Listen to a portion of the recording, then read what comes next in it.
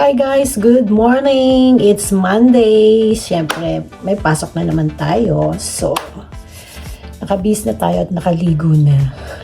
Tapos, maya-maya gigisingin po natin yung aking asawa. Kasi siya po ang naghahatid sa akin sa may train station. Mula rito, hanggang dun sa may train station is, pag sa car is mga 5 minutes lang. Okay guys, so marami pa ako ipapakita sa inyo. Wait lang kayo dyan. At don't forget to like and share and subscribe my channel. At ayan guys, gigisingin na natin yung asawa ko. At ito yung papuntang taas namin. Pero dito po kami natutulog sa may salas. Kasi po taglamig na po rito sa Japan. At tapos mas nakakatulog kami ng mahimbing dito. Ayan, dito po kami natutulog. Han! Mo, suru-suru goji dayo. What's the... Sabi ko sa kanya, magising na siya. At ayan yung kanyang breakfast sandwich lang na may cheese. Tapos lalagyan niya ng butter. Tapos ayun, nagtimpla siya ng parang corn soup. And hindi siya makontento sa cheese. Nilagyan pa niya ng butter. Ayan guys, ihatid na ako ng asawa ko. Siya nag-drive.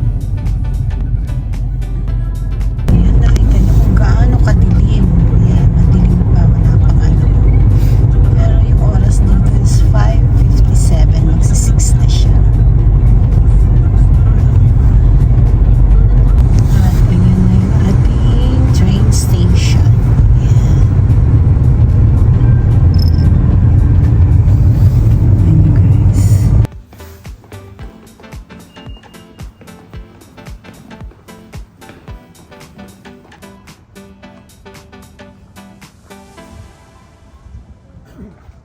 Ayan na yung train.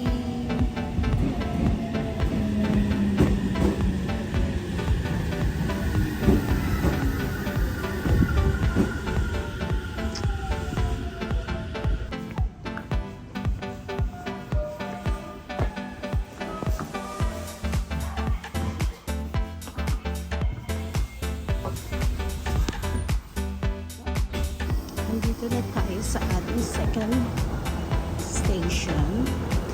Ito yung sa Pucheta, ang aking destination.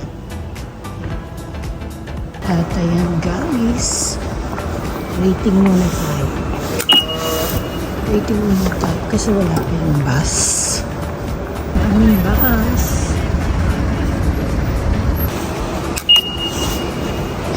Ayan yung oras natin.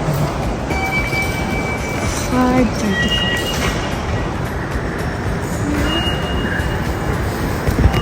At yan na ang aking asawa. Ayan.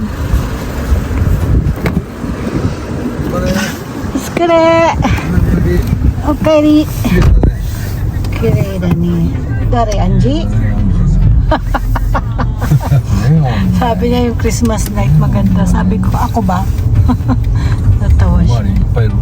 Ayan guys, dinner time. Ayan po. Sa gabi po kasi hindi ako nagra-rice. Tsaka yung egg soup. Ayan. Takay-san, inabarata. Ayan, asawa ko umiinom na. Araw-araw umiinom yan. Pero isang baso lang.